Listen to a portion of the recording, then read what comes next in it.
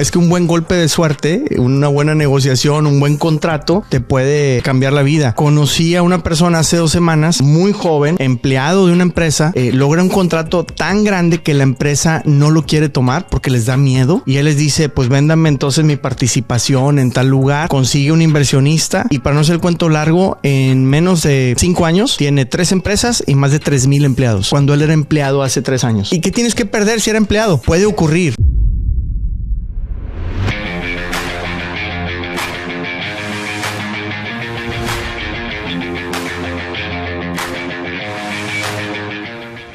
Si quieres conquistar América, tienes que entender el sistema fiscal. Y si quieres comprar América, tienes que utilizar el sistema para que te ayude a lograr tus objetivos.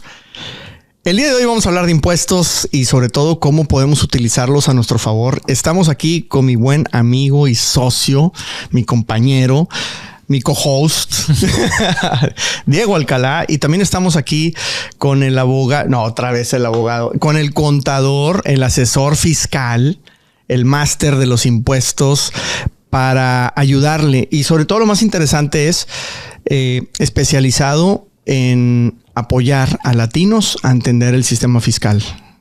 Sí, sí, sí. Más o menos, sí. Gracias, Edmundo. Pues a mí me has ayudado, Dani. Entonces tengo que presumirte. Gracias por presumir, por invitarme otra vez más. Es un placer aquí con ustedes. Pues vamos a hablar del sistema fiscal. Me gustaría, Dani, que nos orientes puntos importantes que consideres deberíamos tomar en cuenta a la hora de invertir, a la hora de comprar un negocio, a la hora de meterte al tema de real estate. ¿Qué cosas crees tú que deberíamos considerar o entender del sistema fiscal para alguien que no conoce nada, alguien que nos escucha en México, en Colombia, en Argentina, que ha venido de vacaciones, pero ya está considerando por la situación en su país invertir en Estados Unidos? Okay. ¿Qué consejo le darías? ¿Qué es lo primero que te gustaría que alguien que está en kindergarten que aprendiera del sistema fiscal de Estados Unidos? Bueno, el tema es bien amplio. Es bueno entender cómo el sistema funciona, ¿no? En el aspecto fiscal es 2 partes, por lo general. Y esas 2 partes se dividen incluso más. Pero es el aspecto federal, que es el IRS, y es el aspecto estatal, que es el estado donde tú formes tu compañía o tengas tu residencia personal, ¿no? Donde tú vivas, right? Teniendo eso en mente, estas 2 instituciones, el federal, que es manejado por el IRS, y el estatal, que es manejado por, aquí en Texas, el State Comptroller, el Secretary of State, ¿verdad? Son las instituciones que vigilan tus reglamentos. Tener eso en mente, que son 2 instituciones o 2 gobiernos que vigilan tus reportes fiscales. Y bueno, dentro de eso, ya después que tú tengas en mente cuál es tu propósito, cumplir con las diferentes normas de estas 2 instituciones. Vamos a decir, por ejemplo, es siempre bueno aprender. Figura que tienes vienes aquí, tu interés es temporariamente, quieres abrir una empresa en el país, no quieres tener una presencia necesariamente de largo plazo en el país. Tú abres una empresa en el país, es bueno entender el estado que es más favorable para cuestión fiscal al nivel del estado. Por ejemplo, no te recomendaría que vayas si quieres comenzar una empresa de servicios, vas a ofrecer servicios de marketing, ¿ok? No te recomendaría que organices esta compañía en un estado como California, como Nueva York. Nada contra esas instituciones, por lo cierto. O sea, tengo clientes en estos estados, son estados muy hermosos. Y tienen su oportunidad para agencias de marketing. Obviamente, tienen mucho poder. Tienen mucho poder, pero para formar tu compañía, si tú lo que quieres es organizar, no es recomendable irse a estos estados. Es mejor, hay mejores opciones.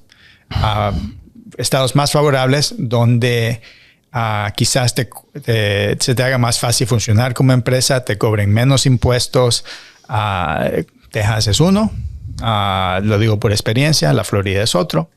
Delaware en el pasado ha sido uno, que es bien común. Es tener eso en mente, ¿verdad? Ya ya que tú tengas eso en mente, asesórate con tu contador, con tu CPA, para entender las ciertas reglas que tú tienes que hacer dentro del estado. ¿Cuál es mi función? ¿Cuál es, qué tengo que cumplir? Voy a vender productos. Ok, quizás tengas que cobrar sales tax, ¿verdad? Quizás no. Sí. Entonces, de ahí vienen sinónimo de avenidas que tienes que entender. A nivel federal, lo mismo. O sea, ya que tú organizaste tu compañía a nivel estatal, otro paso que deberías considerar es qué clase de compañía organizar, ¿verdad? O sea, cuál es el propósito. Me quiero ir público. Quiero invertir 10 millones y pienso que estos 10 millones se van a multiplicar a 100 millones. Y quiero tener accionistas de todas partes. Pues, ok, maybe una corporación es lo adecuado. No, mi interés es más pequeño. Quiero hacerlo para el bien de mi familia. Quizás una LLC o un Family LLC sea más apropiado. Quizás es un conjunto de yo, un socio, otro. Quizás un Venture Capital LLC sea adecuado, ¿verdad? Algo así. Dependiendo del propósito, coges tú la estrategia o la clase de compañía que organices. Fíjate que hay muchas cosas que la gente no entiende y me gusta que empezaste hablando del Estado y la Federación, porque en Latinoamérica normalmente los impuestos casi todos son federales. Se va todo al centro. Ahorita en México pues tenemos ese tema, ¿no? El IVA, el impuesto al valor agregado, el impuesto sobre la renta, impuestos especiales, todo se va a la federación y de ahí se reparte a los estados. Y obviamente hay estados que no están muy conformes con ese reparto, ¿no? Que me mandó papá, gobierno federal. Y los que más se quejan, obvio, son los que más generan impuestos. En Estados Unidos pues hay una federación que sí cobra un impuesto sobre la renta, pero hay un estado que te puede cobrar el impuesto sobre las ventas o un franchise tax, el impuesto corporativo o de franquicias. Entonces, pero cada estado tiene sus diferentes reglas. Ahorita me acordé de un buen amigo que tenemos en México. Y un día me dice, oye, Edmundo, ¿me puedes ayudar? Es que, fíjate, me llegó una carta del IRS y dice que tengo una multa de muchos miles de dólares. Y mi duda es, ¿por qué tengo esa multa? Si a mí un amigo me dijo que como yo abrí la LLC en Delaware y estoy fuera del país, pues yo entraba en un esquema fiscal que casi era como un paraíso fiscal y yo no tenía que pagar nada de impuestos. Y yo le decía, a ver, es que impuestos es algo bien grande y tú lo redujiste a algo bien pequeño. Porque pues hay impuestos federales y estatales como tú bien dices, hay algunos hasta del county, ¿no? Del condado, locales, de ciudad, etcétera. Y tú dijiste todos. Ok, el abrir en Delaware es posible que algunos impuestos no existan, mas no significa que Delaware no tiene impuestos. Todos los estados necesitan impuestos, sino de qué van a vivir, ¿verdad?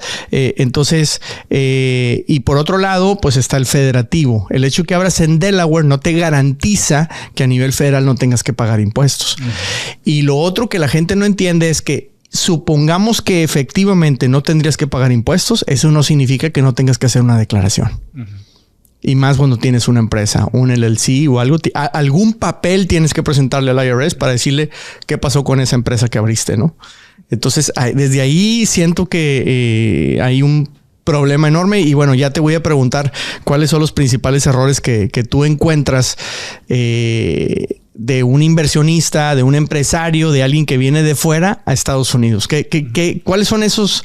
Pues te pudiera preguntar de una vez, ¿cuáles son los 3 errores más comunes que tú encuentras de un inversionista cuando llega a Estados Unidos por no haberle preguntado a un CPA?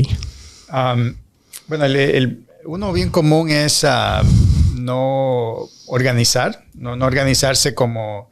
Especialmente si es un inversionista para cuestión de empresas, ¿no? De negocios. No organizar tu compañía como empresa. Manejarlo todo personal, digamos. Manejas todo personal. Ajá. Porque el momento que tú haces eso, tú estás creando un una cortina, el corporate veil, el entity veil. Y siempre y cuando tú manejes las cosas bien, este entity veil te protege personalmente porque estás separando tu compañía de personas, ¿no? Entonces ese es un ejemplo bien común que no, especialmente si es cuestión de impuestos, si es cuestión de impuestos de negocios. Sí. No te organizas. La otra es, no te organizaste y ya después, bien común, que no tomaste la conversación con tu contador para hacer la mejor elección fiscal y para el futuro. No formaste una LLC en vez de una corporación. Sí, es que mi compadre me dijo que una LLC era lo mejor y eso, pero no un contador, era mi compadre. O vi un video y por eso lo hice. El LLC es lo más fabuloso del mundo y le tengo que hacer una LLC. No siempre. No siempre. Ya abrí una LLC y tengo que hacer un S-Corp. Eso es bien común. Tengo que hacer un S-Corp. Sí, el S-Corp me gusta mucho, pero no es lo... Dependiendo. Claro. Dependiendo. Si vas a prestar dinero, tú quieres crear un debt basis que le llaman, y tu negocio va a tener pérdidas, un S-Corp no te va a permitir deducir esas pérdidas. Si el propósito es de que esa compañía te ayude para los impuestos de personal o de otro proyecto que tengas, ¿no? Esa es otra, la elección. Primero, no organizar, tomar una elección incorrecta. Y la tercera, ya que estén organizados, es no separar lo personal con el negocio. Uh-huh. Es un área bien gris. Es un área bien gris. Es bueno tomar ventaja, ¿verdad? Pero no lo hagas a lo loco. Porque el momento que tú haces eso, estás creando una puerta para conversación que tú quizás no quisieras tener. Si tú tienes deducciones de negocios dentro de tu compañía, pero tienes bien organizado y estás separando todo bien, viene una auditoría, ahí muere. Te encuentran $1,000 por alguna razón, ahí muere. Pero no quieres abrir esa puerta para que vengan y vean todo tu historial, todo, o sea, eso no. Entonces, ese es otra. Es que yo me estoy acordando de tantas cosas cuando dices, y creo que sí tienes mucha razón. Hay un video que yo hice diciendo, no pongas el carro a tu nombre, no pongas la casa a tu nombre, y se volvió bien viral porque en Latinoamérica eso es inviable. La gente te ve como que no, presta nombres y no sé qué, y vas a hacer no sé qué tantas cosas, y aquí te van a agarrar y deja que te vea Hacienda y no sé qué. Aquí es normal. Aquí es normal que alguien ponga, por ejemplo, una casa a nombre de una LLC y no necesariamente título personal. Es normal que tengas una empresa que tiene todos los activos y otra empresa que sea la que opera. Eso allá es irreal y obviamente se vuelve viral porque lo toma la gente con la realidad suya y no se pone a pensar que el video estaba destinado a Estados Unidos. Pero gracias a todos esos comentarios desde aquí a todas esas personas, porque nos lo hicieron viral muchas veces ese tipo de videos. A ver si subimos uno de esos otra vez. Entonces, definitivamente eso es muy común. Ese tipo de estructuras aquí en Estados Unidos lo he visto muchísimo. Mencionabas la S-Corp. La S-Corp no está disponible para extranjeros, entonces solamente para residentes y ciudadanos. Entonces se te cierra una puerta, pero por lo mismo tenemos que preguntar. Y lo tercero, que me encanta, el dividir lo personal del negocio. En Latinoamérica, la chequera del banco del negocio es mi caja chica. Como dueño. Yo soy dueño, entonces como... En la gran mayoría de los casos. Sí, la gran mayoría de los casos. La chequera porque tiene... habrá quien diga no, yo no, y bueno, no sí, bueno, tú no. Entonces tú no, pero la gran mayoría de gente pero sí. Todos los demás que están a tu alrededor sí. ¿Tienes $10,000 la chequera? Pues entonces tengo $10,000 en mi bolsa. Pero espérame, te faltan los proveedores, los impuestos, los empleados. Faltan muchas otras cosas. Y me parece bien importante sí poderlo dividir y aprender a dividirlo, que no está en nuestra cultura latina, y eso me parece muy importante que lo hagamos. porque al entender eso, pues separas ingresos, separas patrimonio, separas muchas cosas y te proteges, como bien dices. Entonces, me gusta mucho el cómo lo estructuras, el dónde te organizas, qué estado, qué estructura, etcétera, qué tipo de elecciones tomas de cómo inclusive vas a reportar tus impuestos, porque el IRS te da opciones de cómo quieres, ¿no? Reportarme, y después cómo separas el negocio y lo personal. Mira, eso del aspecto personal en los negocios, te doy un ejemplo. ¿Cómo lo arreglas, verdad? Ahí es donde está el beneficio de una buena asesoría. Porque es bien común, no es normal, especialmente cuando el negocio comienza, de que no te queda otra. Bueno, aquí en Estados Unidos, el extranjero, empápense bien, o sea, asesórense bien antes de cometer un error, ¿verdad? Pero aquí en Estados Unidos la compañía arranca, el inversionista, el empresario tiene que mantener la empresa corriendo y inyecta capital o cubre un gasto del negocio con la tarjeta personal. Y de repente él hizo una declaración él mismo el primer año, el segundo año, y corrió por el negocio una tarjeta personal, pero en esa tarjeta habían gastos personales y de negocio, etcétera, ¿no? Entonces, hay manera de justificar eso. Un expense report. Tú generas un expense report, lo haces como lo hacen las empresas grandes, es lo bien común, pero solo es cuestión de tomar sus pasos, de organizarse bien, porque es verdad, o sea, el gasto de negocio quizás tú lo cubriste personalmente, quizás tú tuviste que tomar ese viaje, tuviste que comprar ese carro o comprar esa computadora o pagar ese empleado de tu dinero porque tu compañía estaba arrancando, pero organiza bien eso para que esa cortina no sea abierta. Sí. O sea, exacto. Sí, es que no es como, por ejemplo, en México, que la factura tiene que estar a nombre de la empresa y no sé qué tanto. O sea, aquí pues muchas veces compras cosas que no vienen con ningún nombre. O sea, vas a una tienda, compras una computadora y no te piden el nombre. O sea, en el papel no dice esto fue facturado a tal empresa, a tal nombre, etcétera. O sea, de cierta manera, pues no es tan rígido, pero por lo mismo tienes que tomar el control de dónde lo reportas, ¿no? Sí, el sistema es un poquito diferente. No es tan rígido, pero al final sí, porque sí hay manera como que chequean, pero entonces sé consciente de eso para que cuando chequen todo esté en orden. Totalmente de acuerdo. ¿Qué es lo más caro que has visto pagar en errores? O sea, que el IRS le llegó a alguien y lo abrochó con tanto. Mira, tuve mucha suerte o no, quizás el trabajo me ayudó, mi dedicación fue temprano en mi carrera, actually. Una buena experiencia. Me tocó un cliente de que ya se fue del país, pero no por cuestión fiscal, ¿no? Pero yo lo asumí con más o menos 10 años sobre 10 años de no declarar impuestos. Wow.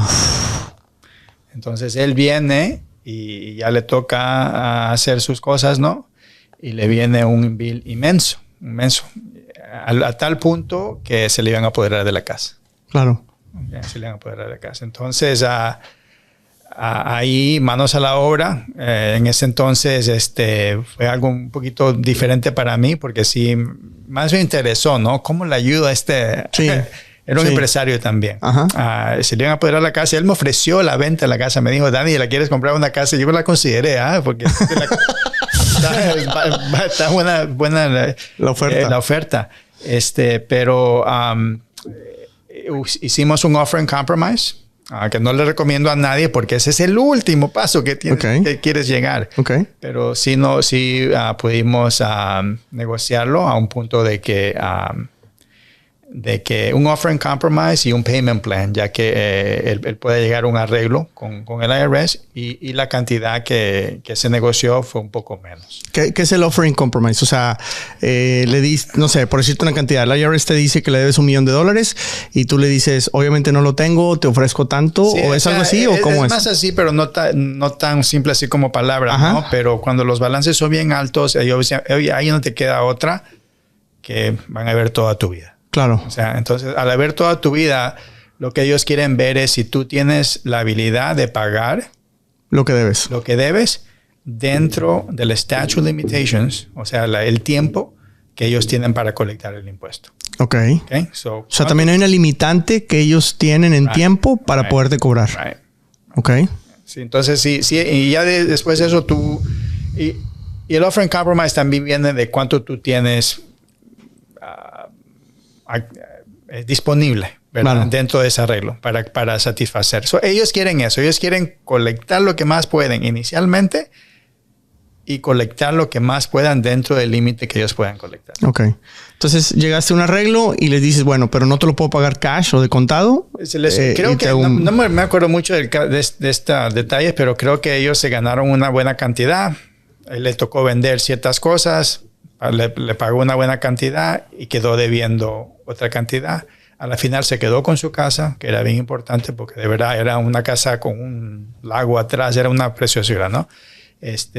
Y bueno, pero sí creo era más de 200, como $300,000 de impuestos. Ok, pues una cantidad importante. Sí. No es cualquier cosa. Oye, una pregunta importante, sobre todo para el que normalmente escucha este podcast, que es gente que potencialmente va a traer dinero a Estados Unidos. Me queda claro que a nivel bancario cada vez hay más sistemas y esquemas y está la OFAC y cada vez cuidan más el cómo entra el dinero del extranjero a Estados Unidos. Pero de todos modos hemos escuchado de casos de gente que tiene ideas un poco extrañas de cómo hacerle para meter el dinero a Estados Unidos, ¿no? Entonces, ¿qué sí y qué no se puede hacer a la hora de quiero meter dinero a Estados Unidos? Yo te voy a dar un ejemplo. Oye, quiero comprar una casa, ya la tengo identificada. Abro una cuenta a mi nombre o abro una LLC y deposito el dinero de mi cuenta. Ese dinero, pues evidentemente no lo puedo traer en cash. O sea, ¿cuál es el esquema en ese ejemplo y la práctica correcta para traer el dinero desde mi país a Estados Unidos? Bueno, el esquema, de nuevo, regresa a tu propósito, ¿no? ¿Verdad? ¿Cuál es tu meta? Todas las organizaciones fiscales, ya sea estatal y federal, es bien fácil auditar. Bueno, sí, no es que al momento de abrir una cuenta bancaria o tener un bien y raíz aquí, ellos tienen el privilegio de venir y hacer preguntas. No tan ese extremo, pero todo básicamente está en papel. El efectivo ya casi no se maneja, ¿no? Eso, uh-huh. O sea, el momento que como inversionista extranjero, si quieres venir aquí, sé consciente de tu meta. ¿Cuál es tu meta? Si tu meta es de negocio, pues ok, organiza una compañía. Si tu meta es personal, solo quieres abrir una cuenta y quieres tener $20,000 ahí, sé consciente de que al momento que tú abras la cuenta, si no va a ganar intereses, no tienes ningún reporte fiscal que llenar. Si vas a ganar intereses, que sí. Quizás necesites un lugar donde el correo vaya a llegar. Ten en mente que el banco te va a hacer preguntas cuando tú transfieras dinero. El banco, ya después que excedes, creo que son $10,000, te va a hacer preguntas. A mí no sé, o sea, la pregunta es bien general. Uh-huh. Todo depende mucho, depende del caso. ¿Te respondí la pregunta o sí, más bien para bajarle un ejemplo, porque entiendo que cada caso es un caso. Yo soy un empresario en México, quiero comprar una casa porque lo considero una buena inversión, todavía no tengo negocio allá. Okay. Entonces, ¿qué me recomiendas? ¿Abro una empresa y esa empresa le abro una cuenta de banco? ¿Abro una cuenta personal? ¿O no abro cuenta y le deposito al vendedor? O sea, ¿cuál sería la práctica correcta? Porque en base a eso hay mucha confusión. La gente piensa que su única manera de tener dinero en Estados Unidos es tener una empresa que tenga una cuenta de banco. Hay gente que piensa eso. Otra gente piensa que no, que tienen que tener una cuenta personal y luego, dependiendo de su objetivo, podrán caer en el error de combinar lo personal con lo de negocio. Claro. Entonces, ¿cuál sería la manera correcta de... Yo en este momento lo tengo en mi cuenta, en mi moneda local. ¿A dónde va? ¿A la cuenta del vendedor? ¿A mi cuenta? ¿A un fideicomiso? No sé cuál sería... A eso me refiero. Como ¿cuál sería el mecanismo en ese ejemplo que te di? Okay.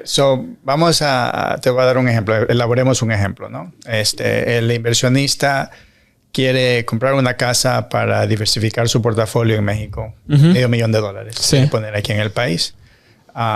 Yo recomendaría que lo hagas bajo una LLC desde el principio. ¿Okay? Para que esto te crea como un poquito de flexibilidad. Si tú quieres transferir esos bienes para otras personas, es mucho más flexible. Y separas el ambiente de negocio a lo personal.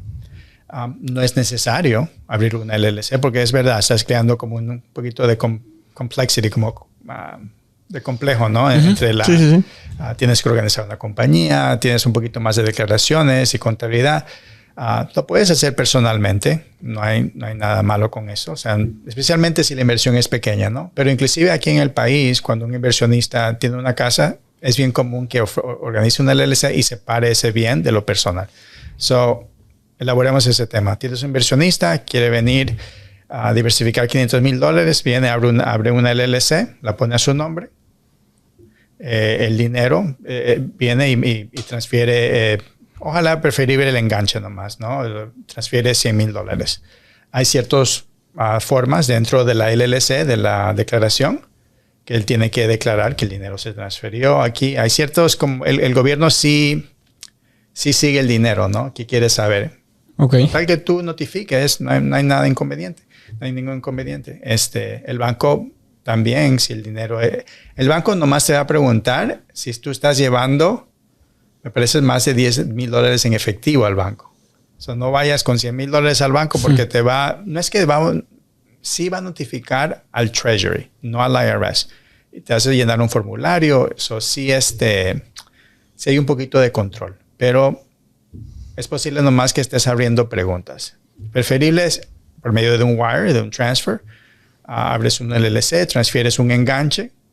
Y quizás con tu crédito seas capaz de adquirir una compañía con un poco de crédito doméstico. Si no te interesa adquirir dinero doméstico, si estás listo a invertir los $500,000, pues transfiere los $500,000, consulta con tu contador, y el LLC lo organizas y sigues la contabilidad del Airbnb o la casa que estés en renta y ya la tienes en una compañía donde tú la puedes transferir los intereses del LLC. Si ya estás mayor, quieres transferir esos bienes a tus hijos, pues tú les pasas interés del LLC para que tus hijos ya vayan siendo... ¿Un extranjero puede refinanciar su casa? ¿Sacar un crédito sobre una casa ya pagada?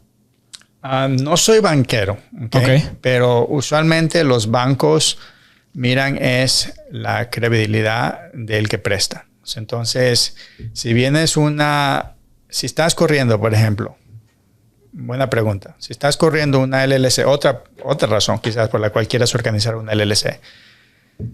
Estás corriendo una LLC por 5 años y la LLC justifica, está enseñando utilidades por 5 años, créeme que el banco te va a prestar dinero. Okay. ¿Por qué? Porque la compañía...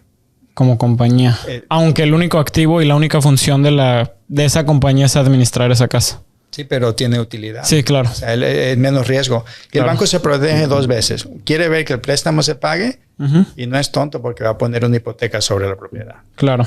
Eso sí se protege. Personalmente, es posible que también te den el crédito, pero ¿para qué ir ahí? Mejor sácalo por la compañía. Separa el crédito de la compañía a lo personal. Ok. Cada podcast que grabamos con Dani, se me ocurren otros 8. No sé cuándo vamos a acabar de grabar todos los podcasts contigo, Dani, porque ya tengo anotados 5 más ahorita rapidito. Y pues es que el tema es bien extenso y no es difícil, pero la idea es ir creando confianza, ir creando información, educación para que quien vaya a invertir en Estados Unidos tome una decisión pues más informada. Ahorita seguramente te ha llegado gente de México, de Colombia, de Argentina, de Chile. Existe lamentablemente mucha incertidumbre por los gobiernos de izquierda y la clase media alta tiene mucho miedo perder el patrimonio que le ha costado construir después de tantos años. Entonces hay más gente deseosa de diversificar o llevar ese patrimonio a otro país y obviamente para nosotros como latinoamericanos el primer lugar que pensamos pues es Estados Unidos, ¿no?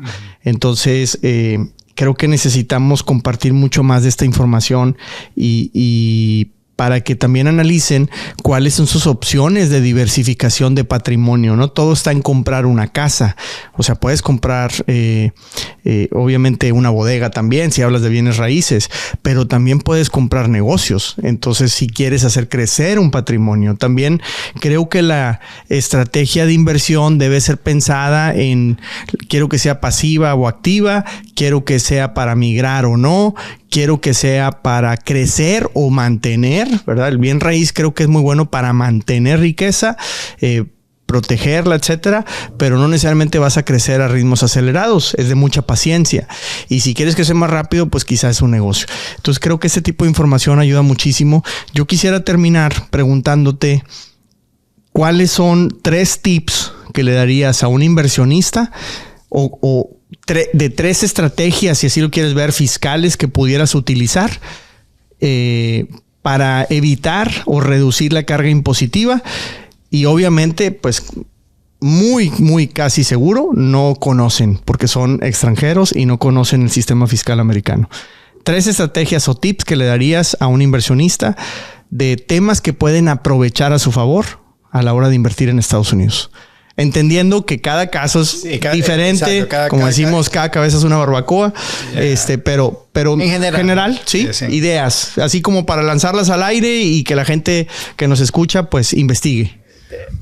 Que tengan en mente la depreciación, o sea, la habilidad de mandar al gasto un equipo, vaya sea un carro o una maquinaria o inclusive una casa. Puedes hacer una especie de un estudio que le llaman cost segregation. Otro podcast. Sí, es que es bien amplio. Entonces, esa es una idea, ¿no? Sí. Sí, ese es un tema bien interesante. Solo depreciación, tener eso en mente, que tú puedes comprar un equipo o algo, un bien, y lo puedes mandar al gasto muchas veces, casi todo. De inmediato. Sin necesidad que pasen varios años. Bajo la Section 179, right? Section 179 te permite una deducción bien amplia en eso. Otra cosa a tener en mente, bueno, si estás en el ambiente de bienes y raíces, tener el 1031 exchange, que es que cuando tú vendes una propiedad, es posiblemente, figuremos, compraste una propiedad, la depreciaste de 300 a 200, o sea, ya gastaste $100,000, ¿no? O gastaste la mitad, 150. Y vendiste esa casa a 500, entonces ahora tienes su ganancia de 350. Te van a cobrar impuestos sobre eso. ¿Cómo evitas eso? Hay un método, un 1031. Si lo planeas bien, te evitas eso. No es que lo evitas, como que lo defieres, pero es importante deferir, porque con esta cuestión de inflación, de cambio de leyes y todo eso, quédate con tu dinero, defiere lo que más puedas. Sí. Esa es otra. El step up, el gifting rules que tú te permiten. Dependiendo, ¿no? Si esta persona quiere establecer una presencia aquí, quiere hacer como una cartera de bienes aquí. Hay algo que se llama el estate tax. ¿Cómo le llaman eso? Impuestos a la herencia, impuestos al patrimonio. Tener eso en mente. Eso es más para personas con unos patrimonios bien altos, ¿no? Si estás sumando más de los 15 millones, aunque no te creas, o sea, suena una cantidad bien alta, ¿verdad? Es un buen problema de tener. Pero con la cuestión de inflación... Ahí vamos, ya nos falta poco. Exactamente. Sí, ya empezamos. Ya no nos faltan los 15 millones de estate. pero, o sea... No, sí, pero es que, como me dijo una vez un primo, es que un buen golpe de suerte, una buena negociación, un buen contrato, te puede cambiar la vida. Conocí a una persona hace 2 semanas, muy joven, empleado de una empresa, logra un contrato tan grande que la empresa no lo quiere tomar porque les da miedo. Y él les dice, pues véndame entonces mi participación en tal lugar, consigue un inversionista y para no hacer el cuento largo, en menos de 5 años tiene 3 empresas y más de 3,000 empleados, cuando él era empleado hace 3 años. Y riesgo. Imagínate, o sea, ¿y qué tienes que perder si era empleado? Y ahí están los 15 millones. Ahí están los 15 millones. Seguro. Entonces, a lo que voy es que sí puede ocurrir, más, ¿no? Claro, puede ocurrir, ¿no? Entonces sí es importante conocerlo. Entonces, planeación para evitar impuestos de patrimonio o de sí, dentro herencia. del negocio existen ciertas reglas, ¿no? Como la depreciación, como el 1031, si estás en esto de bienes y raíces. Si viajas mucho, especialmente al exterior, los travels expenses, los autos, y obviamente el patrimonio, es importante tener eso en mente. El capital gains tax, tener conocimiento de capital gain, que es taxable diferentemente, del 15 al 20%, a ordinary tax, que cobran hasta casi el 40%, ¿no? Correcto. Entonces, ¿cómo puedes tú, dentro de tu negocio, recibir tu utilidad como capital gains en vez de un dinero ordinario, de una ganancia ordinaria? Sí, hay tipos de ingresos también, hay que entender esos tipos de ingresos, definitivamente. A mí me parece, y la primera que mencionas, la depreciación juega un rol importantísimo en la adquisición de negocios ya existentes, porque muchos ya tienen activos que muy posiblemente ya fueron depreciados, y a la hora que tú compras la empresa, si compras esos activos, es posible que tú los puedas volver a depreciar, y entonces te financias a través de evitar o transferir impuestos al futuro en la compra del negocio. Entonces puede ser algo bien interesante que está totalmente fuera de nuestra realidad y necesitamos aprenderlo. Entonces creo que estos tips que tú mencionas pues merecen un podcast en particular. Y nos vamos a tener que quedar a vivir aquí en los micrófonos porque hay demasiado que platicar. Dani, pues yo te agradezco mucho porque definitivamente esto es algo hiper necesario. Y con estos tips, con estos errores comunes, si evitamos 1 o 2, pues ya son miles de dólares, ya son meses de trabajo, ya es muchos dolores de cabeza. Entonces, pues tenemos que seguirlo trabajando, ¿no? Si queremos conquistar América, pues tenemos que entender su sistema fiscal. Yo tengo mucha confianza. Creo que es más que todo, porque estamos tocando mucho al extranjero, ¿le tienes confianza al sistema? ¿Te gusta? O sea, le tienes fe aquí al país. O sea, si ese es le tienes fe, si estás vendido en eso, entonces, ¿cuál es el propósito? Y de ahí en adelante, vete y te consultas a mí, o vete, asesórate bien y marcha adelante, ¿no? Porque creo que hay buenas oportunidades. Definitivamente. Pues envíenos sus preguntas de los temas. También, por favor, nos ayudará muchísimo a ponerle ahí un montón de likes o estrellas, dependiendo de dónde nos escuchen o nos vean. Si tienes preguntas de los temas que vimos hoy aquí para el Contador Palacios, aprovecha que pues podemos platicarlos con él y podríamos en su momento hasta grabar un podcast de ese tema que te interesa. Así es que envíanos tus comentarios, dale like, coméntalo. Por favor, compártelo con quien esté interesado en conquistar América. Gracias. Seguimos contando América. Gracias.